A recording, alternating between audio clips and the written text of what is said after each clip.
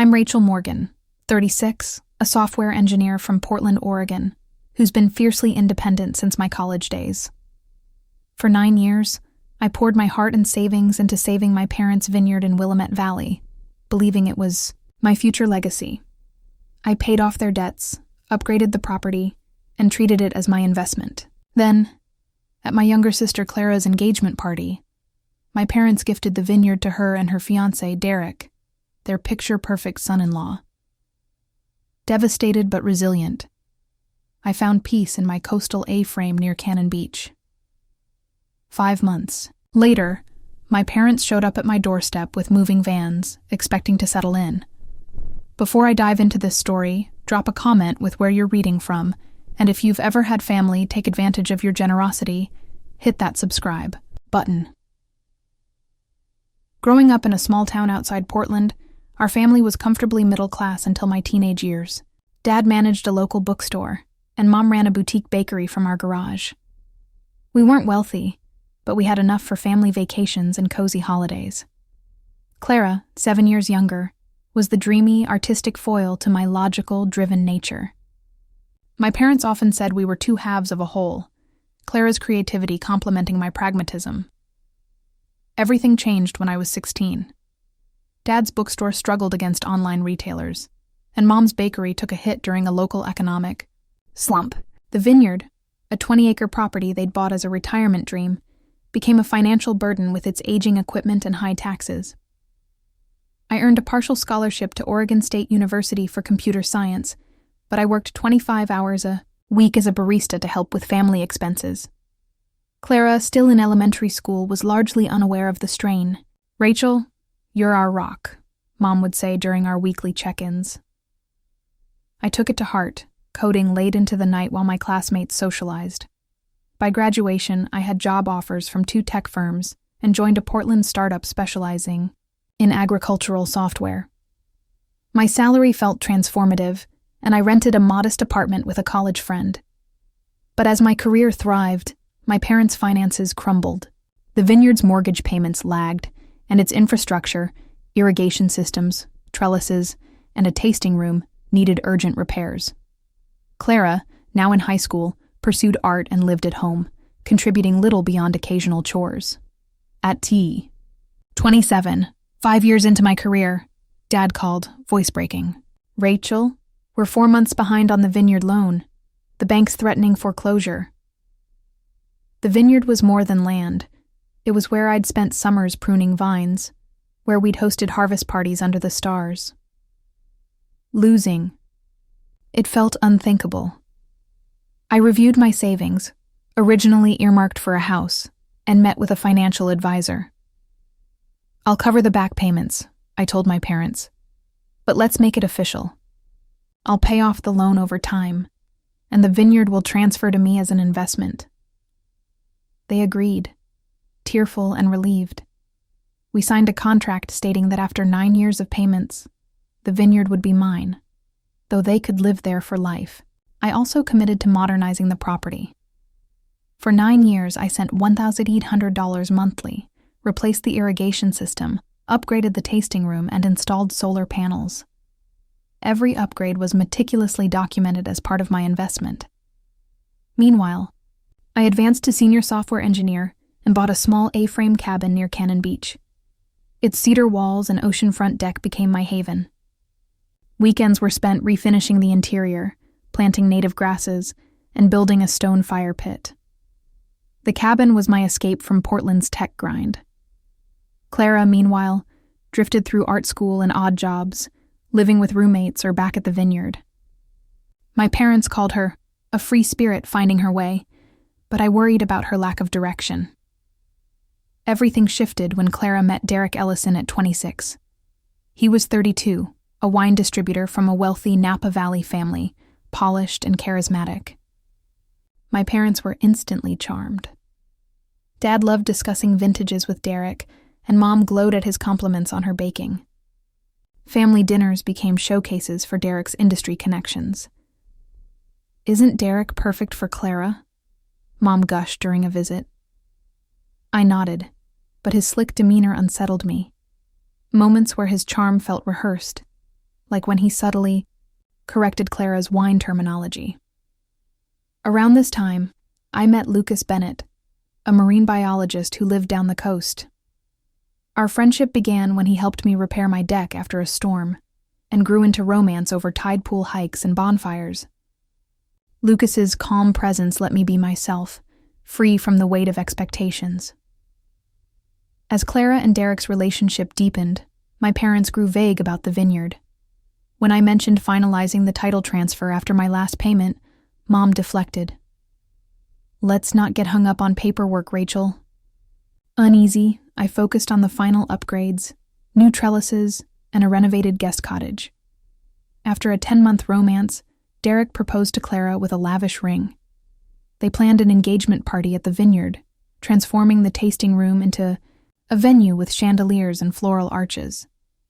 As maid of honor, I helped with planning, though Derek's insistence on high-end vendors strained my parents' savings. "This is Clara's moment," Dad said when I suggested budget-friendly options. "Derek's family expects sophistication." The engagement party was stunning, with 90 guests under twinkling lights. My speech celebrated Clara's artistry and our childhood memories, earning laughter and tears. Then came Dad's toast. "We're not just celebrating Clara and Derek's love," he began, voice thick. "We're welcoming Derek with a gift." Mom joined him, beaming. "We're giving you the vineyard," she announced. "A foundation for your future." Applause erupted as Clara and Derek embraced, but I stood frozen, my wine glass trembling. 9 years of payments, countless hours of labor, a signed contract, all erased. Lucas squeezed my hand, anchoring me as shock gave way to betrayal. After the toasts, I pulled my parents into the tasting room office. "We had a contract," I said, voice shaking. "The vineyard was supposed to be mine." Mom looked uncomfortable. "Rachel, you're so successful. Clara and Derek need a start." Dad added, "Family isn't about contracts. You have your cabin." The words hit like a slap. "You mean the vineyard I saved from foreclosure? The one I've been paying for since I was 27? They called me selfish for ruining Clara's day. Unable to stay, I drove to my cabin, where Lucas joined me. "They gave away my legacy," I sobbed on the deck, the ocean's roar echoing my grief. 9 years, gone. For 2 weeks I stayed at the cabin, taking leave from work.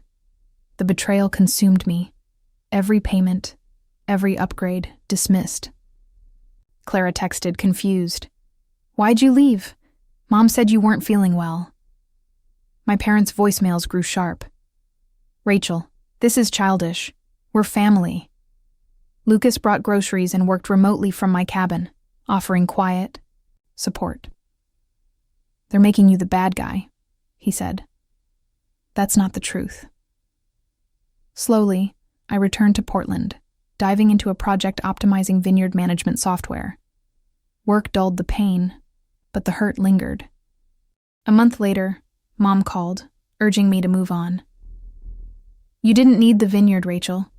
You've got your career, your cabin." Stunned, I asked, "Why sign the contract if you never meant to keep it?" She admitted, "We were desperate. Then, you could afford to help." The call confirmed they'd used my payments as a stopgap, discarding me when Derek's wealth appeared. I consulted a lawyer friend. The contract was solid, but suing my parents felt like a last resort. Instead, I ended all financial support. No more utility payments, no shared accounts. I skipped Clara's vineyard housewarming, focusing on work and weekends with Lucas. As Thanksgiving approached, Mom pushed for a family gathering. "It's Clara's first holiday engaged." I declined, planning a quiet dinner with Lucas at the cabin. The day before Thanksgiving, I arrived to find my parents' van in my driveway. Inside, they were unpacking in my living room, clothes in my closets. "What are you doing?" I demanded. Dad held up a spare key I'd given them for a plumber. "We kept it for emergencies," he said. The engagement party drained us, and with the vineyard gone, we're short on cash. Derek suggested we stay here. The audacity stunned me. You gave away the vineyard I paid for and now want my cabin? Mom sighed. Don't be dramatic, Rachel. It's temporary. Fury rose. Pack your things and leave. Now. Dad tried his stern tone. We're your parents. I held firm. I saved your vineyard, renovated it, and you gave it away. This cabin is mine. Lucas arrived, offering to book them an inn. They left, grumbling about ingratitude, as I reclaimed my sanctuary. Clara called that night, upset. Mom and Dad are at an inn, crying. What happened? I explained the contract and their attempted move-in. She was shocked. I didn't know about the contract. Derek said you helped out of family duty, not a deal. She admitted Derek had pushed the cabin idea, claiming I had plenty to share. The manipulation became clear. Derek had orchestrated the vineyard transfer, leveraging my parents' trust. I urged Clara to check the vineyard's financial records. The revelation that Derek had orchestrated the vineyard transfer hit me like a tidal wave, compounding the betrayal I felt from my parents' decision to gift the Willamette Valley property, my 9-year investment, to my sister Clara and her fiancé at their engagement party. Clara's call after Thanksgiving, when I found my parents attempting to move into my Cannon Beach A-frame, left me reeling. Her voice trembled over the phone. Rachel, I had no idea about the contract. Derek told me you helped Mom and Dad, out of family duty, not as a formal agreement. Her apology softened my anger toward her, but the sting of my parents' actions, amplified by Derek's manipulation, cut deeper. I urged her to dig into the vineyard's financial records. If Derek's hiding things, there's more to uncover, I said. Check his emails, bank accounts, anything tied to the property. Back in Portland, I buried myself in work, leading a team developing software for sustainable agriculture. The irony was bitter. I was coding tools to optimize vineyards while my own was stolen. My coastal A-frame became my sanctuary, where Lucas Bennett, my marine biologist boyfriend, helped me navigate the emotional wreckage. Over bonfires on the beach, I vented about Derek's influence and my parents' dismissal of our contract. They're using guilt to rewrite the story, Lucas said, his voice steady as he tossed driftwood into the flames. You've got the truth, your payments, your upgrades, your contract. His perspective anchored me, but the weight of 9 years, $194,400 in mortgage payments and $50,000 in renovations, felt like a wound that refused to heal. Clara called again, 10 days. After Thanksgiving, her tone frantic. Rachel, I found emails between Derek and a real estate developer. They're planning to sell the vineyard after enhancements to maximize profit. He's been using the engagement party budget to fund upgrades he thinks will boost the sale price. My heart sank. The vineyard, where I'd spent childhood summers pruning vines, where we'd hosted harvest festivals under starlit skies, was just a flip opportunity for Derek. Did Mom and Dad know? I asked, gripping the phone. Clara hesitated. I don't think so. They're so dazzled by him. They didn't question his plans to preserve the family legacy. She paused, voice cracking. I'm so sorry, Rachel. I didn't know you'd paid for it all. Her words cracked open a reservoir of grief and anger. Clara had always been the dreamer, shielded by our parents' favoritism. But she wasn't the orchestrator here. Derek's manipulation and my parents' willingness to discard our agreement were the real betrayals. It's not your fault. If they kept you in the dark, I said, softening. But you need to protect yourself. Look at his financials, joint accounts, credit cards, anything suspicious. Clara promised to investigate, and I felt a flicker of our sibling bond rekindling, like a vine finding sunlight after a long winter. Still, the image of my parents handing over the vineyard I'd saved, swayed by Derek's polished charm, haunted me. I met with my lawyer friend Mia Chen, who specialized in property disputes. I brought a thick binder, the signed contract, bank, statements documenting $1,800 monthly payments for 9 years, and receipts for every upgrade, new irrigation systems, solar panels, a renovated tasting room, and a guest cottage. "This is rock solid," Mia said, scanning the documents. "Your parents breached the agreement by transferring ownership to Clara and Derek without your consent. You could sue for the vineyard's title or financial compensation." The thought of suing my parents made my stomach churn, but I needed acknowledgement of what I'd lost. "What's the best approach?" I asked. Mia suggested a demand letter outlining the breach and proposing a settlement. 70% of my contributions, roughly $171,000. "It signals you're serious without escalating to court immediately," she explained. "It also opens negotiation." I gave Mia the green light, and she sent the letter via certified mail. The response was swift and volcanic. Dad called, his voice booming through the phone. "How dare you threaten legal action, Rachel? After everything we've done for you?" The hypocrisy stunned me. "What have you done for me lately, Dad?" I shot back. "Besides give away the vineyard I paid for and try to move into my cabin without asking?" Mom joined the call, her tone dripping with rehearsed emotion. "We're your parents. Family doesn't drag family to court." I took a deep breath, channeling Lucas's calm. "Family also doesn't break signed contracts or dismiss 9 years of payments. I'm asking for fairness, not vengeance." The call ended with Dad accusing me of greed and Mom sobbing, "You're tearing us apart." I hung up, heart pounding, but resolute. The fallout rippled through our extended family. My Aunt Linda texted, "Your parents are devastated, Rachel. This isn't who you are." My cousin Mark emailed, "Why are you punishing them for helping Clara?" Each message felt like a jab, designed to guilt me into backing down. I forwarded everyone to Mia, refusing to engage directly.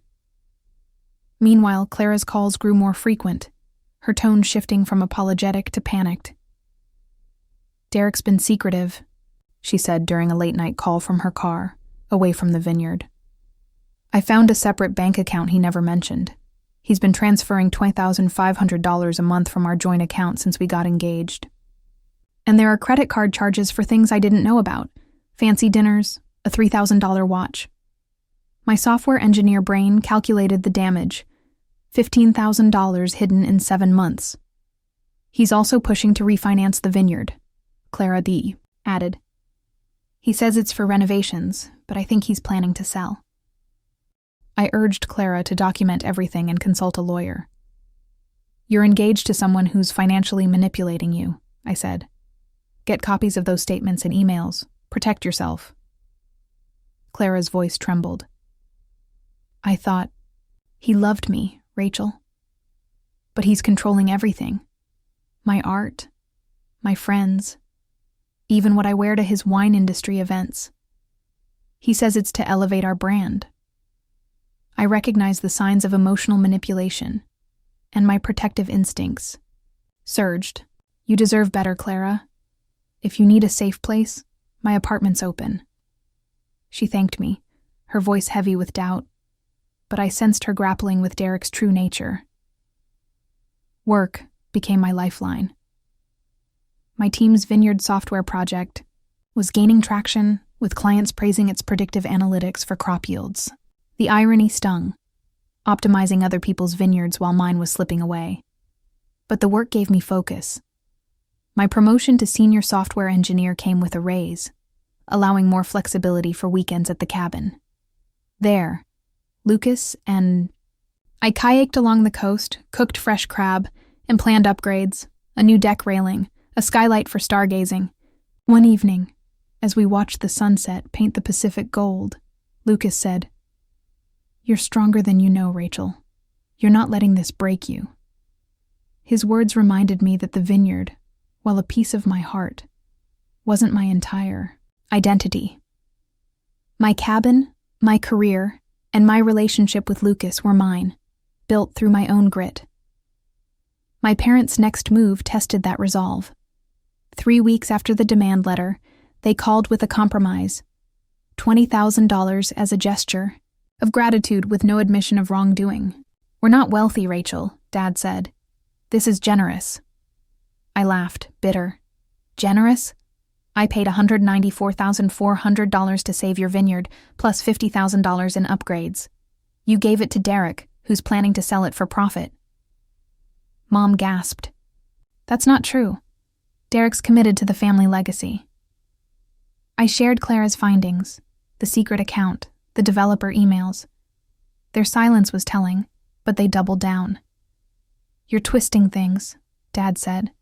"You're so independent, Rachel. You don't need the vineyard like Clara does." Mom added, "We thought you'd be happy to help your sister start her life." The conversation echoed their dismissal at the engagement party, and I felt the same fury I'd suppressed then. "I'm done being your financial crutch," I said. "If you won't honor the contract, Mia will handle it." I hung up, hands trembling, and called Lucas. "They're acting like I'm the villain for wanting what I earned." He drove to Portland that night, sitting with me as I poured out my frustration on my apartment balcony, the city lights blurring through my tears. "You're not wrong to demand respect," he said, his hand warm on mine. "They're leaning on guilt because they know they've wronged you." Clara's situation darkened. She found more evidence. Derek had taken out a $50,000 loan against the vineyard without her knowledge, using her signature on documents she didn't recall signing. "I feel so foolish," she said over coffee at my apartment, her hands twisting a napkin. "He made me think we were building a future, but he's been using me and Mom and Dad."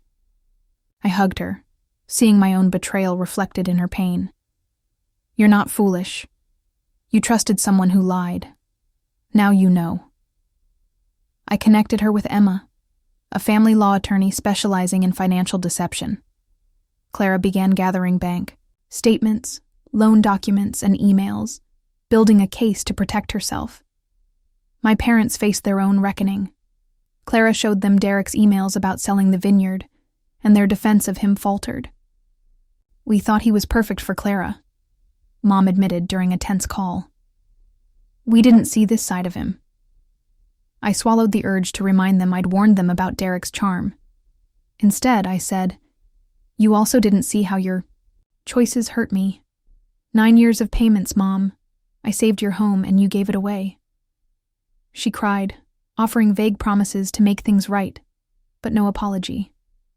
I kept my expectations low, focusing on my boundaries. Mia's demand letter prompted a counteroffer from my parents' lawyer, $40,000 with no admission of breach. After discussing it with Lucas and Clara, I rejected it. "It's not just about money," I told Mia. "It's about them acknowledging what they took." She drafted a stronger letter, threatening legal action if they didn't agree to $120,000, 60% of my contributions. The response was a flood of family guilt trips. My aunt called, accusing me of breaking your parents' hearts. My godfather emailed, "This isn't the Rachel we know." I forwarded everything to Mia, refusing to waver. Lucas suggested therapy, and I began sessions with Dr. Lee, who helped me unpack the guilt and anger. "You're dismantling a pattern of enabling," she said. "It's painful, but it's transformative." Clara's discoveries about Derek grew more alarming. He'd contacted her art school friends, discouraging them from visiting, claiming they were unambitious. He monitored her phone, criticizing her paintings as hobbyist. During a tearful call, she said, "I don't recognize myself, Rachel. He's taken everything I loved about my life." I urged her to leave. "You're stronger than you think. My apartment's open if you need it." She hesitated, still hoping Derek would change, but I sensed her resolve building. My own resolve solidified. I wasn't just fighting for the vineyard's value. I was fighting for my right to be seen, not exploited. As winter deepened, I leaned on Lucas in my cabin. We spent Christmas there, cooking a small feast and exchanging gifts. A driftwood sculpture from him, a custom-coded tide tracker from me. Clara joined us for a day, looking fragile, but determined. "I'm meeting with Emma tomorrow," she said. "I think I'm ready to leave Derek." I hugged her tightly. "You've got this, and you've got me." The cabin, once my solo refuge, was becoming a space for healing, not just for me, but for Clara too. I began to see a future where boundaries, not obligations, defined my family. Winters. Chill settled over Portland, but my Cannon Beach A-frame remained my sanctuary, a place where the ocean's rhythm drowned out the chaos of my family's betrayal. Clara's revelations about Derek's plan to sell the Willamette Valley Vineyard I'd spent 9 years saving, $194,400 in mortgage payments and $50,000 in upgrades, had shifted our sibling dynamic. Her tearful admission that Derek was controlling her life, from her art to her friendships, mirrored my own sense of being used by our parents. The demand letter my lawyer, Mia, sent to my parents, requesting $120,000 for their breach of our contract, had sparked a firestorm of family guilt. Trips, but I held firm. With Lucas's steady support and therapy sessions with Dr. Lee, I was learning to define my worth beyond what I gave others. As 2025 dawned, I braced myself for the next chapter, determined to protect my boundaries and rebuild my life. Clara's resolve grew stronger. In early January, she called from a friend's apartment, her voice steady but strained. "I'm leaving Derek, Rachel. I met with Emma, my lawyer, and we're building a case.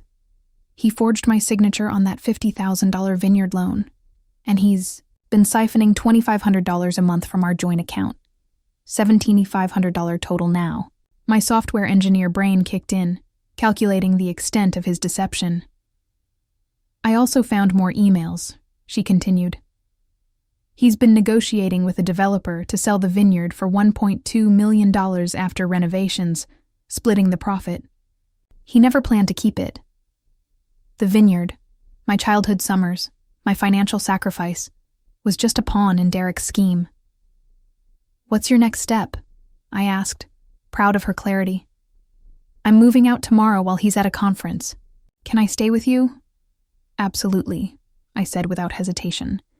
"My spare room's yours for as long as you need." The next day, Clara arrived at my Portland apartment with 2 suitcases and a box of art supplies, her eyes red but her jaw set. Lucas was there, helping carry her things, his calm presence easing the tension. "You did the hard thing," he told her, setting down a canvas. Clara gave a shaky smile. I watched Rachel stand up to Mom and Dad at the cabin. If she could hold her ground, I could leave Derek. Her words hit me deeply. She'd drawn strength from my boundaries just as I was learning to value them. We spent that evening unpacking, ordering takeout, and talking late into the night. Clara shared more troubling details.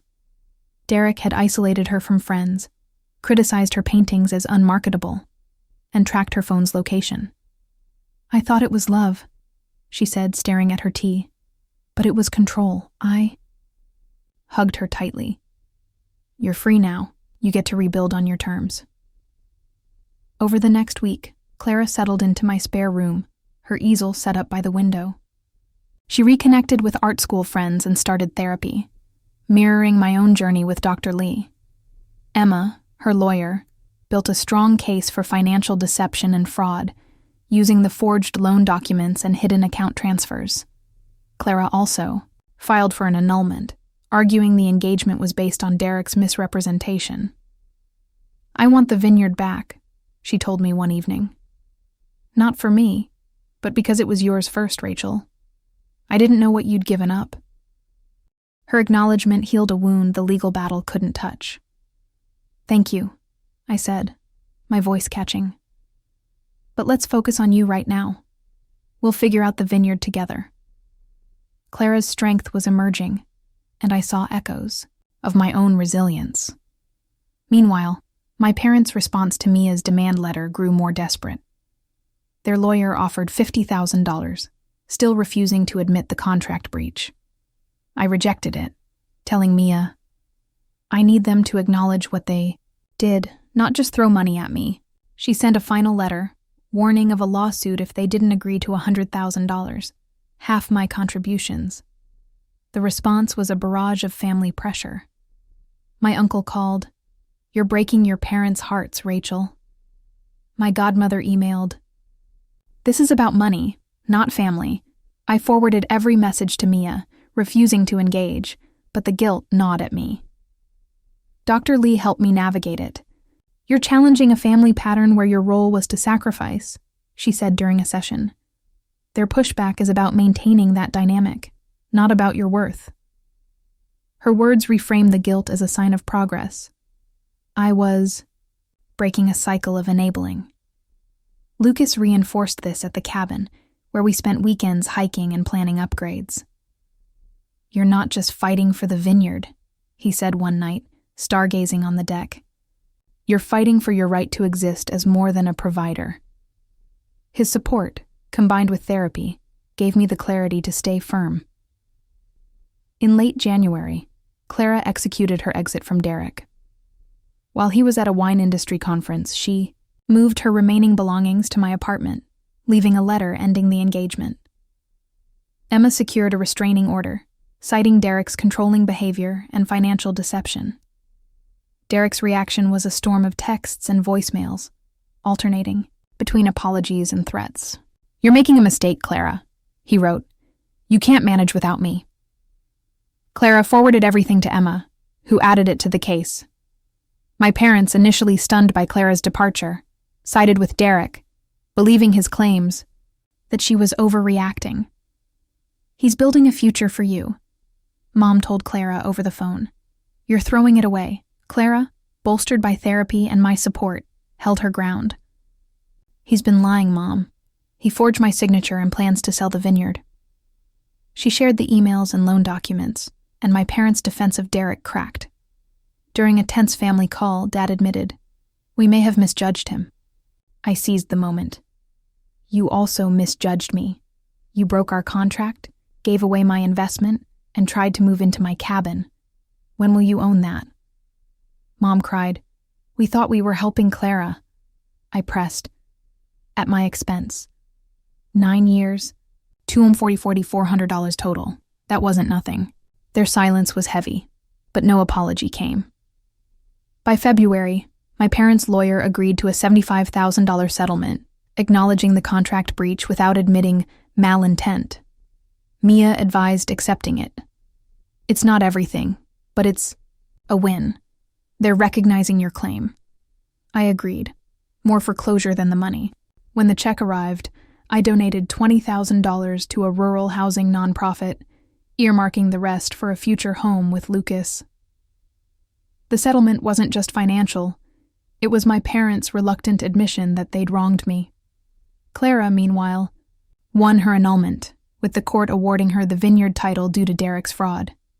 She offered to sell it and split the proceeds, honoring my contributions. "It's only fair," she said. I declined. "Use it to start fresh, Clara. That's worth more to me." Our relationship deepened through shared healing. Clara moved into a small Portland studio, returning to her art with renewed passion. Her paintings, once soft landscapes, became bold explorations of freedom, vibrant colors and jagged lines.